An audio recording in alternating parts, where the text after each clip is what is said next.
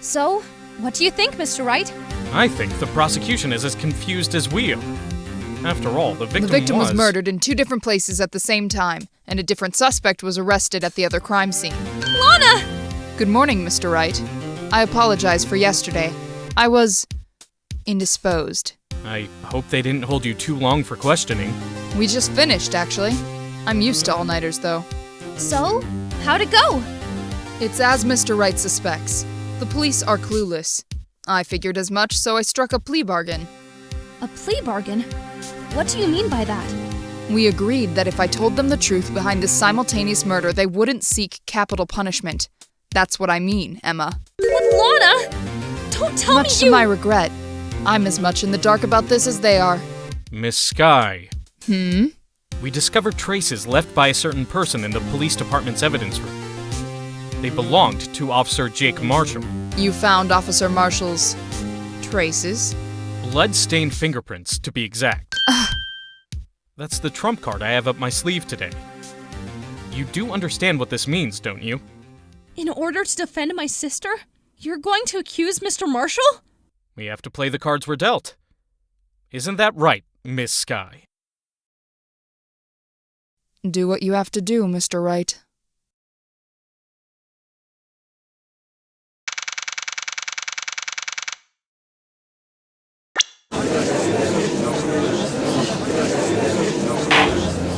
Court is now in session for the trial of Miss Lana Skye.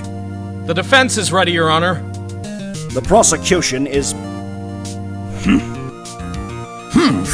I'm afraid you'll have to clarify. It takes 30 minutes by car to reach criminal affairs from the prosecutor's office. Yet the victim, Bruce Goodman, was slain at both places at the same time. But that's not physically possible, is it? What's more, I hear the victim from the evidence room just disappeared. Yes, and the body eventually reappeared in the trunk of Mr. Edgeworth's car. This is one messed up trial. One of my duties as prosecutor is to present impartial evidence. Today I will present evidence relating to the murder at the police department. In doing so, I believe the way in which we should proceed will reveal itself. Now that's what sets Mr. Edgeworth apart. He sounds so on top of things even though he doesn't know what's going on himself. And that's supposed to be an admirable trait? Very well. Let the trial resume. On the day of the crime, what exactly transpired at the police department? Mr. Edgeworth, you may call your first witness of the day to the stand. For its first witness, the prosecution calls the suspect of the murder that occurred at the police department. The suspect? You mean the so-called murderer? Oh boy, things are getting wild from the get-go. Will the witness please state his name and occupation? Yes, sir! I am Officer Mike Meekins, sir! My occupation is, that would be murderer, sir!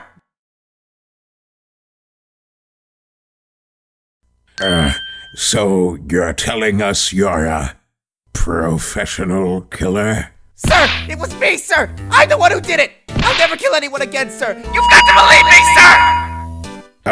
Actually, what we'd like to hear from you is your testimony. Sir, I want you to call part of the younger generation, sir! A person whose actions adults can't possibly comprehend! Please, Mr. Edgeworth, sir, help me. Officer Meekins. Yes, sir! Give us your report of the crime. Consider that an order.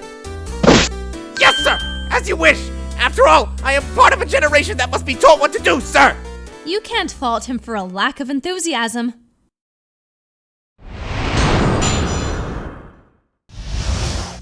Although it is not my normal duty, I was assigned to guard the evidence room that day. I spotted a suspicious man on the security screen and rushed into the room. I was only doing what I was trained to do, sir. I was suddenly attacked.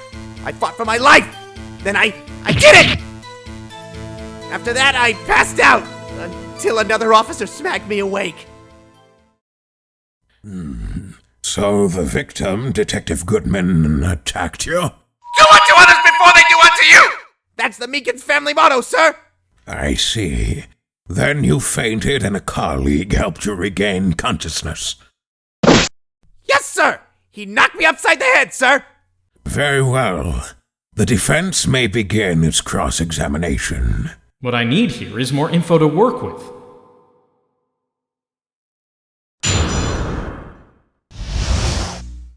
Mr. Meekins, you work in the General Affairs Department, do you not? Yes, sir! I am in charge of hiring new recruits, sir!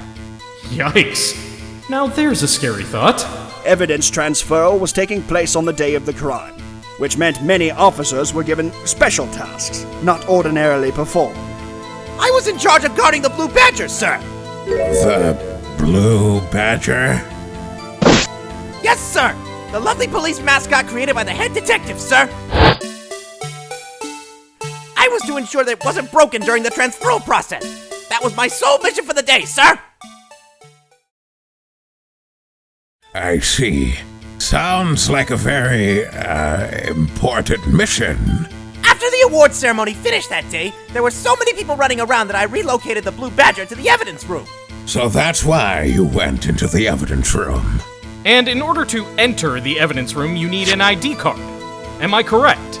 Precisely, sir! I have one right here around my neck! So then, your ID number should be listed in here, right? There it is! I found it! This is the one right here! Could you please read us the number? Yes, sir! It's 4989596! That's my number, sir! But the number 4989596 is shown as being used twice. Please explain, witness. It's no real mystery, sir! The first time is from when I relocated Blue Badger to the evidence room, and the second time is when I went to go get him after everything settled down. I see. So it was during that second time when the incident occurred? Yes, sir! That was when I spotted the man on the security screen! So you were attacked. Can you please tell us exactly what happened to you? It was a knife, sir! A knife! Detective Goodman pulled a knife on you? What happened then? Well, with me charging in on him like that, he looked as surprised as I was. You aren't exactly the kind of person someone would want to run into. That's when I reacted, sir. I swung my arms like an octopus, struggling to detain him. That's how I got this gash on my hand. Maybe if you had just kept your cool, your hand wouldn't have When been— I saw the blood trickling down my arm, I panicked. I grabbed the man by his collar. I know I don't look the type, but I'm really into kung fu films, sir. The man let his guard down for just an instant, so I snatched his knife from him. You took his knife. I spun him around and performed a disarming maneuver. I made sure to close my eyes like a man. See. He must have been desperate. The next thing I knew, his white coat was drenched in a sea of my blood. And then the next thing I knew... Yes? He punched me right in my face, sir! About what time did you regain consciousness? No offense, sir, but how am I supposed to know that? I was unconscious! Oh, right. According to the report from the officer that woke up the witness, it was about 5:30. He hit me right in the head, too! I woke up crying tears of pain! That's nice. It's nice that you've recovered, that is. When I came around, though, I made sure to finish my mission, sir! Your mission? Yes, sir! The Blue Badger, sir! I returned him to the entrance before things got out of hand. Well, we can all rest easy now. I believe we now have a fairly accurate picture of what happened. Yes, Your Honor. Only one thing remains unclear. Was the man this officer murdered really the victim? He's got a point. Yes, Officer Meekins? With regard to that, sir, take a look at this. It was sent to my cell. Chief Gant delivered it to me just this morning, sir. The chief? Delivered it? What is that, a videotape? Yes, sir. That's absolutely right, sir. A videotape, sir. It contains footage from the security camera in the evidence room. Objection! What is this? I specifically asked if there was such a tape, and I was told that it had been mistakenly erased. That's quite a mistake. I just do what I'm told, sir. It's the only thing I'm really good at. Looks like the communication with the police department is as good as ever. Well then, let's have a look. Show us the video of you murdering the victim. Oh, please stop using that word murder, sir. It scares me. A video of a real murder? Just what are we getting ourselves into?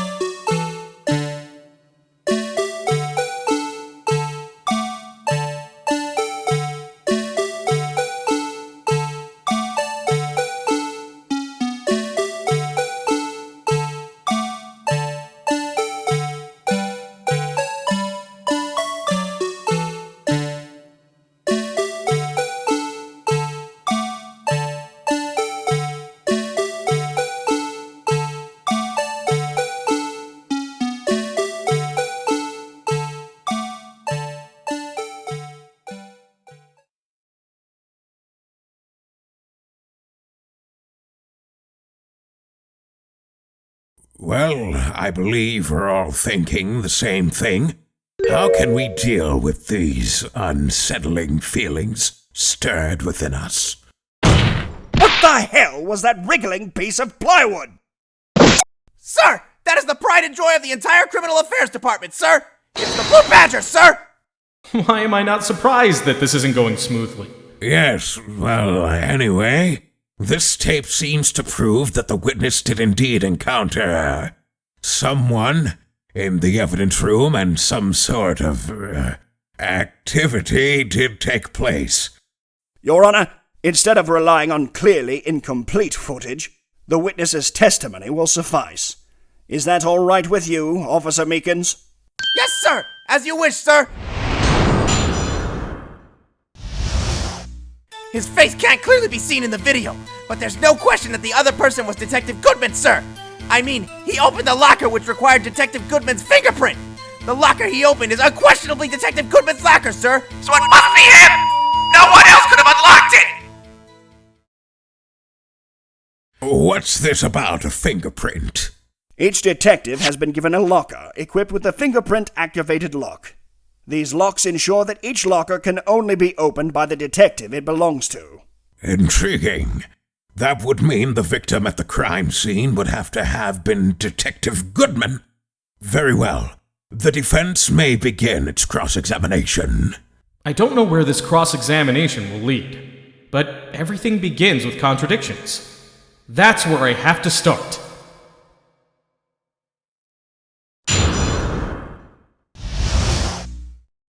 Tell me, were you able to get a good look at him? At the face of the man who attacked you with a knife? Sir! If you must label people as having seen or not seen the man's face, I believe I would be classified as the latter? The latter? But you were standing right in front of him, were you not? More to the point, you are the person who fought him, aren't you? Oh, yes, sir! But I didn't get a clear look at his face, sir! I'm not the kind of guy who looks directly at people when talking with them, you see. Yeah, that's a good trait for a police officer. Still, I'm sure it was him! I'd bet my badge on it! But you don't know that for sure, do you? You never actually saw Detective Goodman's face. Well, I suppose you might say that. That is, if you must label people as having seen or not seen it. Since his face can't be identified in the video, only you can verify it. Well, why is everyone looking at me? If I had to label your stares as disturbing or not disturbing, Meekins! Having been shown a questionable video at best, we are not in the best of moods. Now please be more certain when you testify. Yes, sir! You claimed the man who brandished a knife on you was Bruce Goodman. As I already said, sir, it had to be him because he opened his own locker. About these lockers, is there no other way to open them? No, sir! I myself tried all kinds of methods in the past. They only respond to registered fingerprints, sir! I wonder what kind of methods he's tried. If the man opened the locker's lock, which only responds to its registered fingerprints, then he must be the person the locker was assigned to. However, we can't validate that with absolute certainty, because the most important detail is not shown in this video. The man's face. Sir! If I may say something, sir! Please do. After all, you are the one being examined. I don't understand why the man's face is so important in this case, sir. I mean, it was his hand that opened the fingerprint lock, and it was his hand that tried to thrust his knife into my body, sir! My unsettled state can testify enough to this, sir! Yes, you have a point. The footage doesn't lie. That is, unless the defense can find a problem with it. Regarding the video contained on this tape, there is one thing in particular that seems rather strange. Strange? This specific contradiction leads to the possibility that the man in the video may not be Detective Goodman. What? This video contained such a contradiction? Interesting. Your Honor, I have a proposal. Yes, Mr. Edgeworth? I propose we have the defense point out this alleged contradiction in the video. He would want to point it out. Very well. Proposal accepted. Mr. Wright, please show us this contradiction you speak of.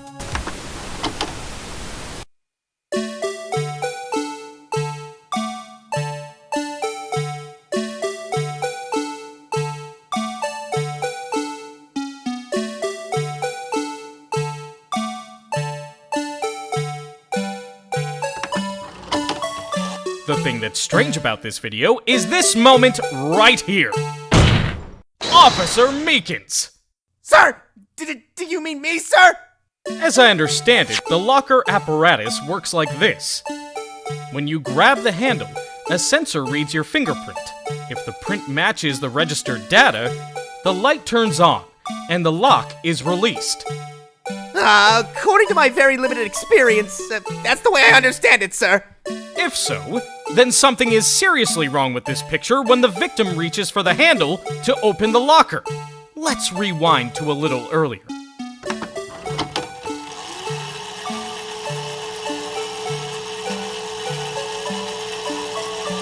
Here. Notice the light? What's this? It's already lit. Precisely my point, Your Honor. The locker was already open before the victim grabbed the handle.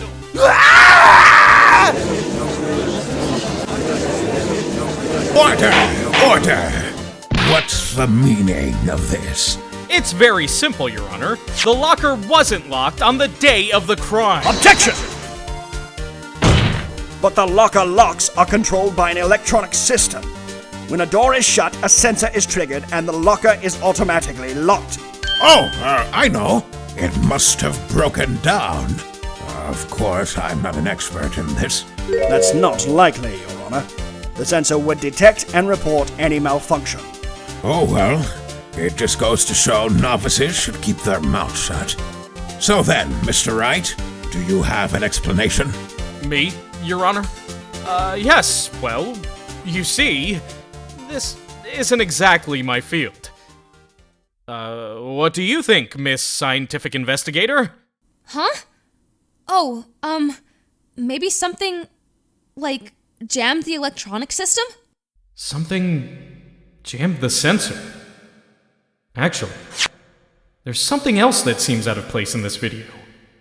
Please, watch closely. This is the continuation of the part I showed you earlier.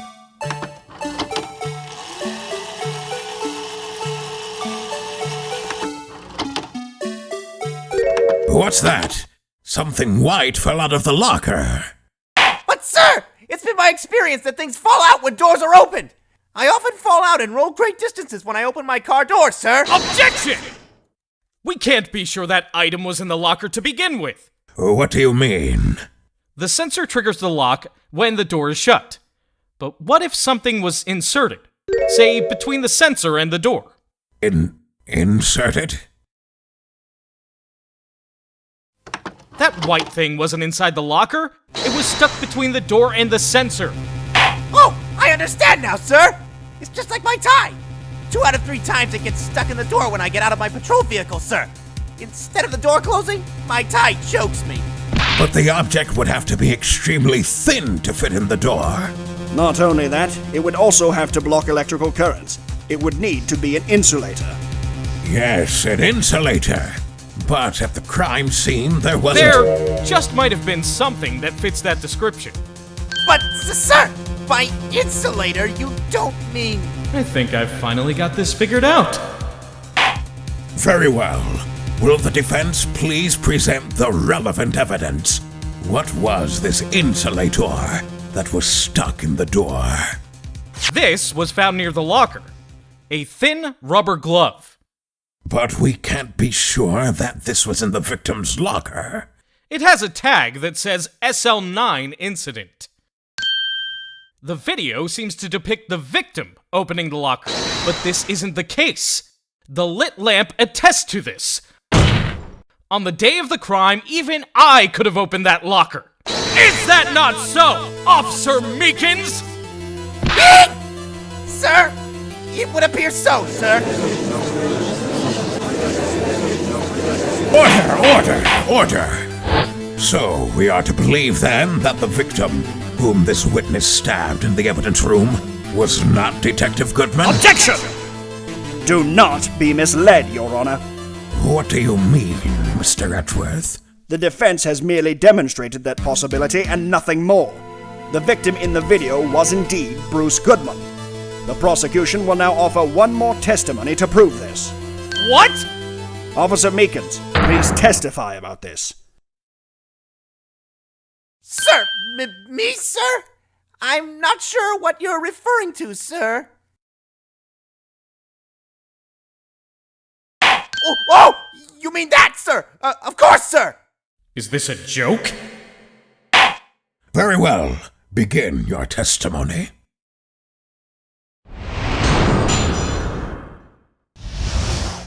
There's one other thing that proves the man was Detective Goodman, sir.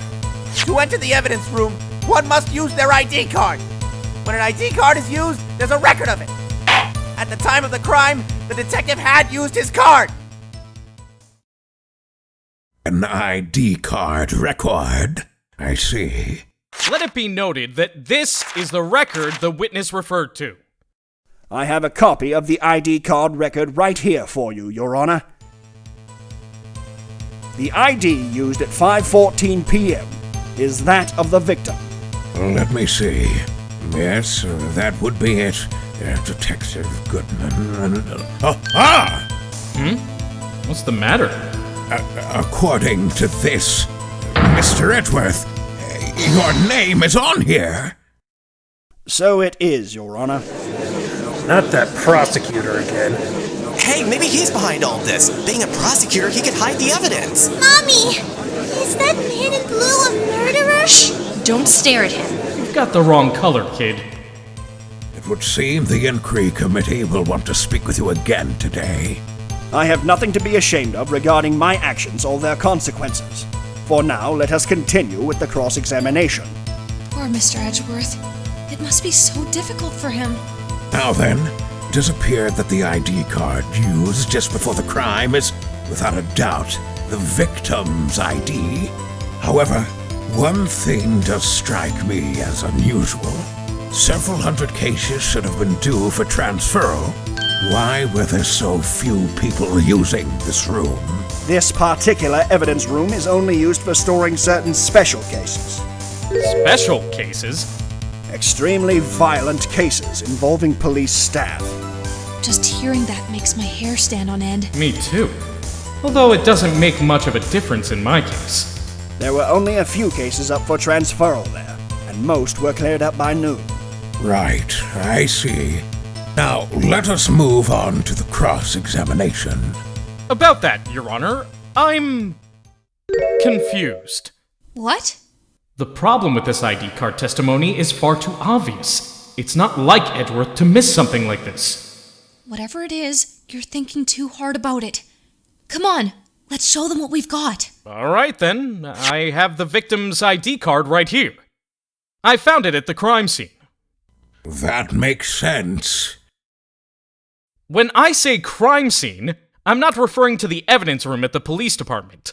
I mean the other crime scene. The underground parking lot at the prosecutor's office. Your Honor, I have one more piece of evidence to present. It's a very important clue regarding the victim's ID card. A lost item report? It's only half completed. It shows that Detective Goodman had lost something on the day of the crime. Something important enough to fill out this report. Let me guess. You believe this something to be his ID card, right? I can't say for sure, but there is a high probability. On the day of the crime, Detective Goodman was not carrying his card. Order! So now, what does this all mean? It can only mean one thing. It doesn't require much thought. The man Officer Meekins encountered in the evidence room was not Detective Goodman, but rather the man who stole his ID card. Order! Does the prosecution have a response? I have only one thing to say to the defense. Bravo, Mr. Wright. But, bravo? Allow me to summarize the defense's argument. At 5:15 p.m. on the day of the crime, the man Officer Meekins encountered in the evidence room was not Detective Goodman. There are two grounds to support this. First, the locker in the evidence room was already unlocked. Second, the victim lost his ID card. Am I correct so far, Mr. Wright? Yes. What's he up to? That being the case, we must inevitably arrive at a single conclusion. If the victim in this video is a fake, then the murder in the evidence room is also fake. In other words, the security camera does not show the instant of the murder. Yes, I guess that's how it would work. Something wrong, Mr. Wright? Only moments ago you seemed to be content pointing your finger around. This isn't good. Well. It seems you've finally realized exactly what you've gone to such lengths to prove. Explain yourself, Mr. Edgeworth. The defense has already done the explaining for me. The victim in this video is a fake, which means a murder did not take place at the police department at 5:15 on the day of the crime. So the real crime could have only taken place at one location, the underground parking lot at the prosecutor's office. The murderer being Miss Lana Skye, the defendant. The evidence is compelling. A trustworthy witness observed the moment the defendant used the murder weapon.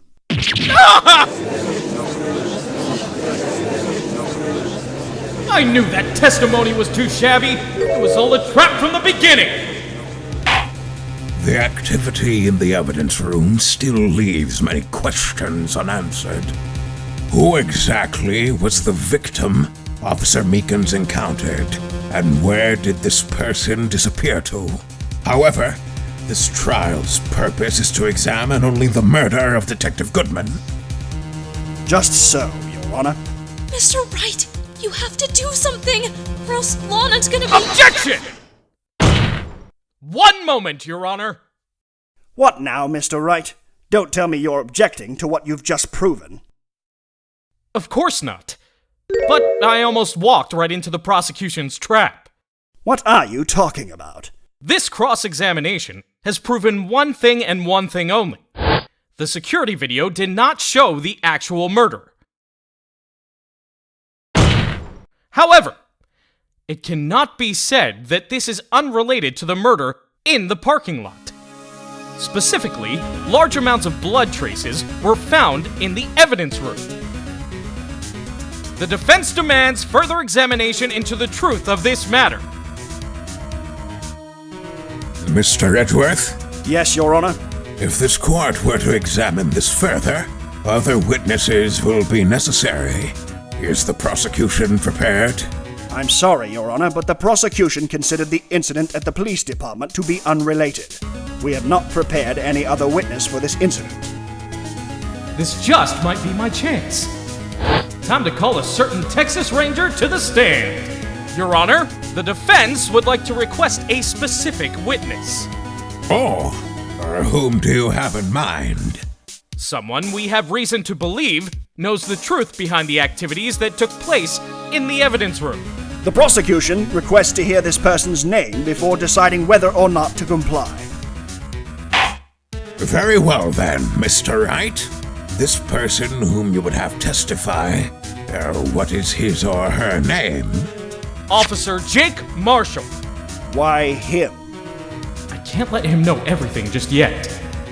He's in charge of the evidence room. I feel we should hear what he has to say. The prosecution agrees to the defense's request. Since he was responsible for guarding the room, we should hear his testimony. Fortunately, he works in the police department. We shouldn't need longer than 20 minutes to prepare. Very well. The court will take a 30-minute recess while the witness is subpoenaed. Will the prosecution please prepare the witness during this time? We will, Your Honor. Court in recess.